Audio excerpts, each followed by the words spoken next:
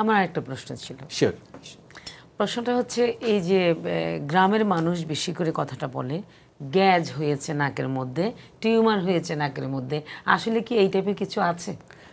এইটাই তো বললাম যে ওদের একটি সূক্ষ্ম চিন্তা থাকে মানুষকে, সাধারণ যারা একটু আসলে অপচিকিৎসার নামে নিজেদের সুবিধাটাকে পুঁজি করতে চায়, তারা সাধারণ মানুষকে এইগুলো বলেই কিন্তু তারা এই কাজগুলো করে থাকে, অর্থাৎ পলিপের নামে তারা এই জাতীয় অপচিকিৎসা করে থাকে। নাকের মধ্যে গ্যাস এই জিনিসগুলো বলতে ওরা পলিপের সমস্যাকে বোঝায় থাকে, কিন্তু পলিপ টোটাল জিনিসটা আলাদা একটা চ্যাপ্টার। পলিপ জিনিসটি সাধারণত নাকের সাইনাসের ভেতর থেকে উৎপত্তি হয়। তো সেটা নিয়ে আলোচনা আমরা নিশ্চয়ই আরও একটি পর্বে করব।